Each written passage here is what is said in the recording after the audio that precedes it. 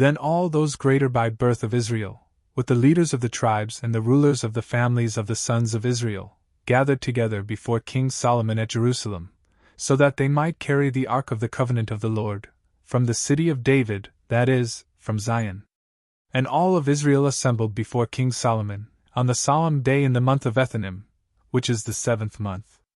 And all the elders of Israel arrived, and the priests took up the ark. And they carried the ark of the Lord, and the tabernacle of the covenant, and all the vessels of the sanctuary, which were in the tabernacle, and the priests and the Levites carried these. Then King Solomon, and the entire multitude of Israel, who had assembled before him, advanced with him before the ark. And they immolated sheep and oxen, which could not be numbered or estimated. And the priests brought in the ark of the covenant of the Lord to its place, into the oracle of the temple, in the Holy of Holies, under the wings of the cherubim. For indeed, the cherubim extended their wings over the place of the ark, and they protected the ark and its bars from above. And since the bars projected outward, their ends were visible from without, in the sanctuary before the oracle, but they were not visible farther outward. And they have been in that place even to the present day. Now inside the ark, there was nothing other than the 2 tablets of stone, which Moses had placed in it at Horeb, when the Lord formed a covenant with the sons of Israel, when they departed from the land of Egypt. Then it happened that, when the priests had exited from the sanctuary, a cloud filled the house of the Lord. And the priests were unable to stand and minister, because of the cloud. For the glory of the Lord had filled the house of the Lord. Then Solomon said, "The Lord has said that he would dwell in a cloud. Building, I have built a house as your dwelling place, your most firm throne forever." And the king turned his face, and he blessed the entire assembly of Israel. For the entire assembly of Israel was standing. And Solomon said, "Blessed is the Lord, the God of Israel, who spoke with his mouth to my father David, and who, with his own hands, has perfected it, saying, From the day when I led my people Israel away from Egypt, I did not choose any city out of all the tribes of Israel, so that a house would be built, and so that my name might be there. Instead, I chose David to be over my people Israel. And my father David wanted to build a house to the name of the Lord, the God of Israel. But the Lord said to my father David, Since you have planned in your heart to build a house to my name, you have done well by considering this plan in your mind. Yet truly, you shall not build a house for me. Instead, your son, who shall go forth from your loins, he himself shall build a house to my name. The Lord has confirmed his word which he spoke. And so I stand in place of my father David, and I sit upon the throne of Israel, just as the Lord said. And I have built a house to the name of the Lord, the God of Israel. And there I have appointed a place for the ark, in which is the covenant of the Lord that he struck with our fathers, when they went forth from the land of Egypt. Then Solomon stood before the altar of the Lord, in the sight of the assembly of Israel, and he extended his hands toward heaven. And he said, Lord God of Israel, there is no God like you, in heaven above, nor on the earth below. You preserve covenant and mercy with your servants, who walk before you with all their heart. You have fulfilled, for your servant David my father, that which you said to him. With your mouth you spoke, and with your hands you completed, just this day proves.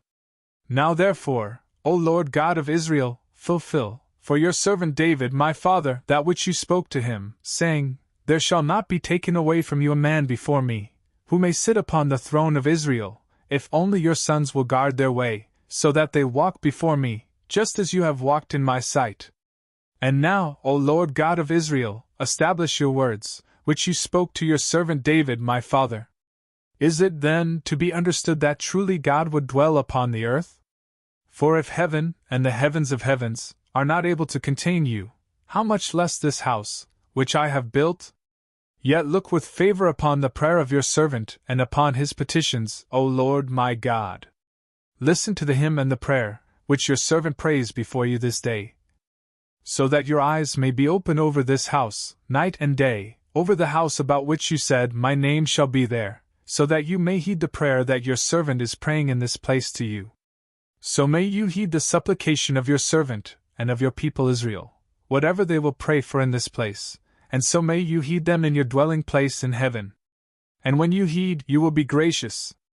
But if any man sins against his neighbor, and he has any kind of an oath by which he is bound, and he arrives because of the oath, before your altar in your house, you will hear in heaven, and you will act and judge your servants, condemning the impious, and repaying his own way upon his own head, but justifying the just, and rewarding him in accord with his justice. And if your people Israel will have fled from their enemies, because they have sinned against you, and doing penance and confessing to your name, shall arrive and pray and petition you in this house, listen in heaven, and forgive the sin of your people Israel, and lead them back to the land, which you gave to their fathers. And if the heavens have closed, so that there is no rain, because of their sins, and they, praying in this place, shall do penance to your name, and shall be converted from their sins, by occasion of their afflictions, hear them from heaven, and forgive the sins of your servants, and of your people Israel, and reveal to them the good way, along which they should walk, and grant rain upon your land, which you have given to your people as a possession. Then, if famine rises over the land, or pestilence, or corrupt air, or blight, or locust, or mildew, or if their enemy afflicts them, besieging the gates, or any harm or infirmity, or whatever curse or divine intervention may happen to any man among your people Israel, if any one understands, having been wounded in his heart, and if he will have extended his hands in this house, you will hear in heaven, in your dwelling place, and you will forgive. And you will act so that you give to each one in accord with his own ways, just as you see in his heart, for you alone know the heart of all the sons of men. So may they fear you, all the days that they live upon the face of the land, which you have given to our fathers. Moreover, the foreigner too, who is not of your people Israel, when he will have arrived from a distant land because of your name, for they shall hear about your great name, and your strong hand, and your outstretched arm everywhere. So when he arrives and prays in this place, you will listen in heaven, in the firmament of your dwelling place. And you will do all the things for which that foreigner will have called upon you. So may all the peoples of the earth learn to fear your name, just as your people Israel do. And so may they show that your name has been invoked over this house, which I have built. And if your people have gone out to war against their enemies, along whatever way you will send them, they shall pray to you in the direction of the city, which you have chosen, and toward the house, which I have built to your name. And you will hear in heaven their prayers and their petitions, and you will accomplish judgment for them. But if they sin against you, for there is no man who does not sin, and you, being angry, deliver them to their enemies, and they will have been led away as captives to the land of their enemies, whether far or near. And if they do penance in their heart, in the place of captivity, and having been converted, make supplication to you in their captivity, saying, We have sinned, we acted unjustly, we committed impiety. And they return to you with all their heart and all their soul, in the land of their enemies, to which they have been led away as captives, and if they pray to you in the direction of their land, which you gave to their fathers, and of the city, which you have chosen, and of the temple, which I have built to your name, you will hear in heaven, in the firmament of your throne, their prayers and their petitions, and you will accomplish their judgment. And you will forgive your people, who have sinned against you, and all their iniquities, by which they have transgressed against you. And you will grant to them mercy in the sight of those who have made them captives, so that they may take pity on them. For they are your people and your inheritance, whom you have led away from the land of Egypt, from the midst of the furnace of iron. So may your eyes be open to the supplication of your servant, and of your people Israel. And so may you heed them in all the things about which they will call upon you. For you have separated them to yourself as an inheritance, from among all the peoples of the earth, just as you spoke by Moses, your servant, when you led our fathers away from Egypt, O Lord God. And it happened that, when Solomon had completed praying this entire prayer and supplication to the Lord, he rose up from the sight of the altar of the Lord. For he had fixed both knees upon the ground, and he had extended his hands toward heaven.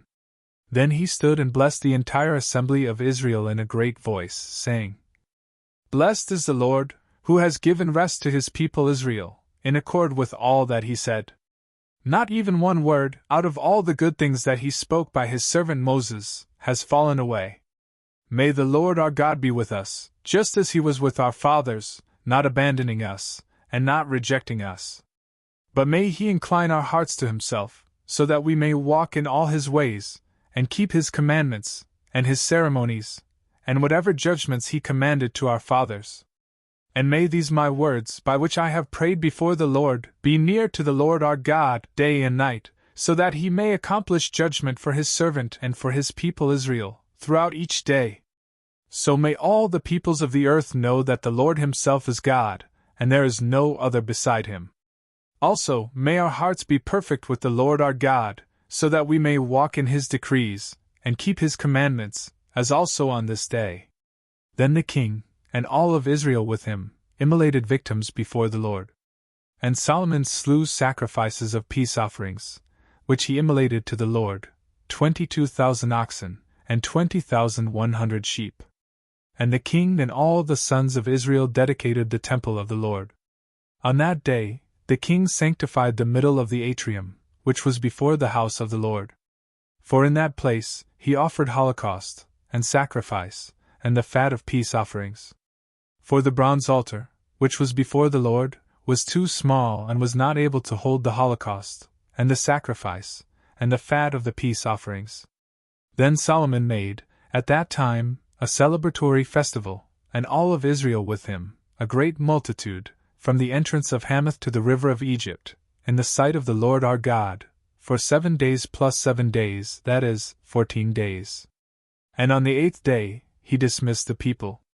And blessing the king, they set out for their tents, rejoicing and cheerful in heart over all the good things that the Lord had done for his servant David and for his people Israel.